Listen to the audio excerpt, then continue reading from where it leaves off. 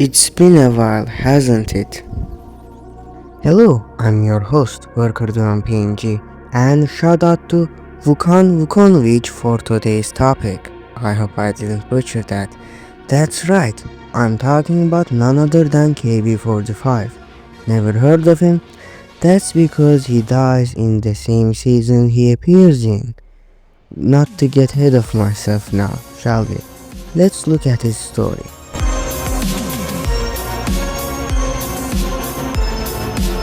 kv45 story begins in season 5. After kv44 was sent to play Minecraft by Leviathan, the Soviets were left without a monster tank. So T1 was like, let's make a Timu kv44, and they made Timu kv44, aka kv45. Using Heracles remains, the Soviets made kv45, and right after being built, kv45 almost blew himself up because T1 is a terrible engineer. When a programming error of kv45 sets itself to self-destruct, thankfully though, T1 saves kv45 in the last second. Then kv45 is sent to help Ratte fight Frigirom, and kv45 arrives just in time as Frigirom is about to finish off Ratte, and kv45 stops Frigirom from killing Ratte.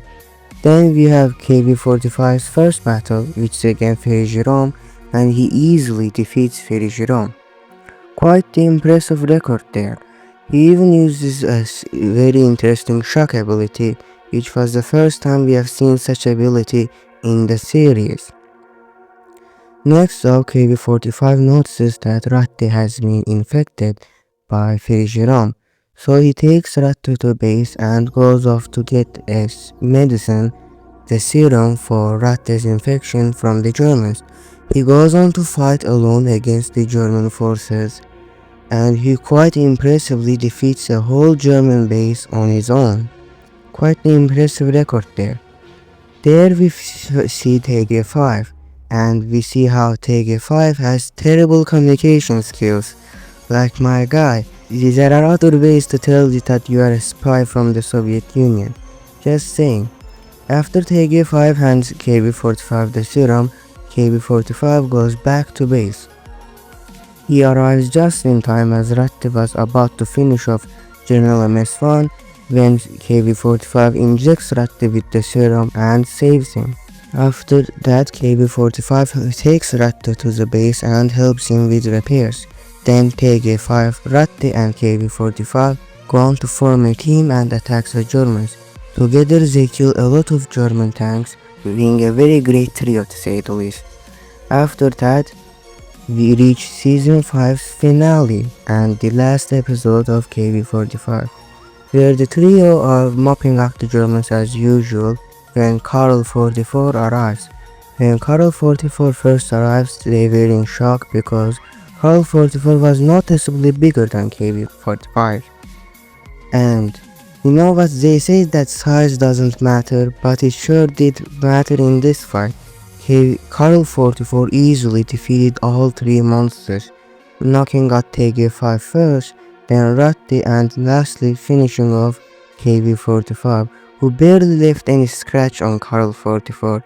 In this episode, kv45 felt very weak, like he dealt no damage whatsoever to Karl 44, and his armor reflected barely any shots of Karl 44's guns. In other episodes he was quite strong, but in this one he was the opposite, quite weak actually.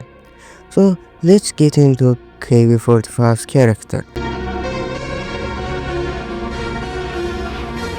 First, I like to mention his design, which is very neat and unique. I really enjoyed his design. He has a square-shaped eye instead of a circle-shaped eye like in most tanks, and he has blue eyes instead of red eyes, unlike most tanks. Design-wise, he is quite similar to kv44, being a multi-turreted tank, though I will note that he has less turrets than kv44. Instead, he has more turrets that are larger. He also has a darker green paint than other tanks. He also is quite smart for a tank. He is able to do complex moral calculations in mere seconds, which is quite nice. It's quite a nice character trait. And that's all the positives I have for him. Now let's get into the negatives.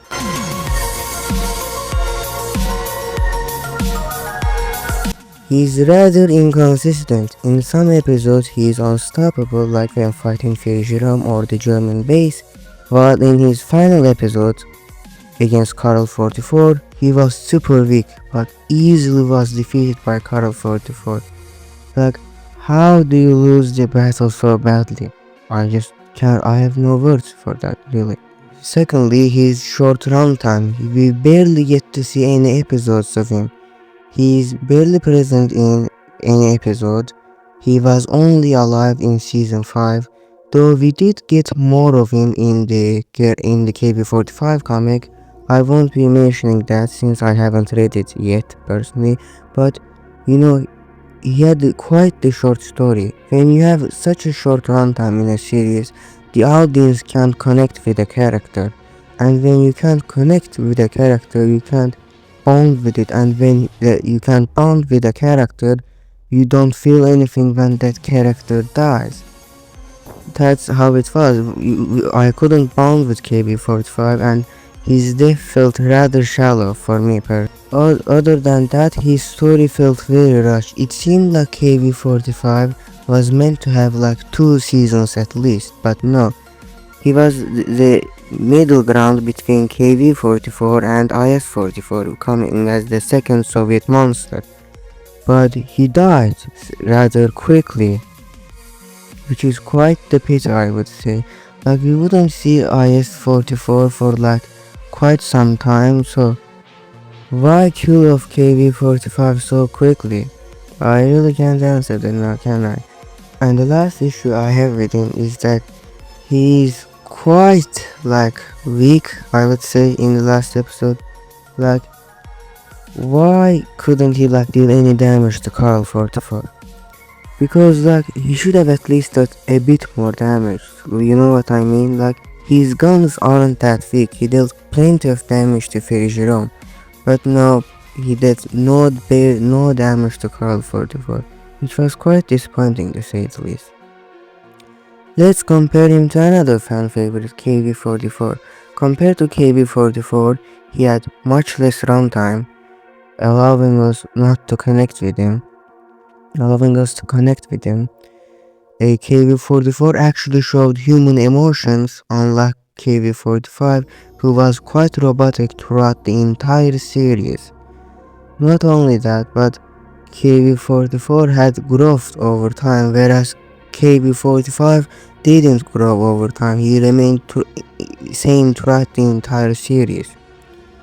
And lastly, kv44 had many versions of him, whereas Karl kv45 only had one version throughout the entire series.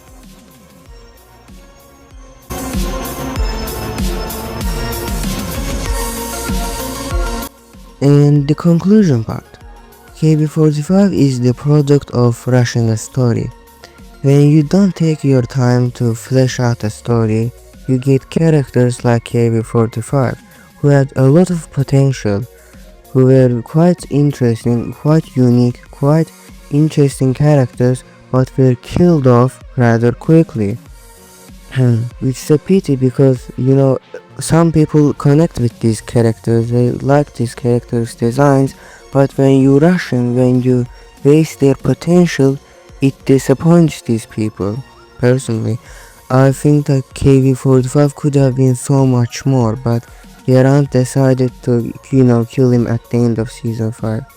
What I would do with him is that I would give kv45 like one more season to go with, because like one season is simply too little time to connect with a character. Heck, Goliath got like 2 seasons when kv45 only got 1 season. This is like quite disappointing to say the least. Well, that's all for today. Remember that when you're writing a story, remember that you should take your time and flesh out characters therefore you are going to kill them. Well, that was all for today. Have a good time and see you next time.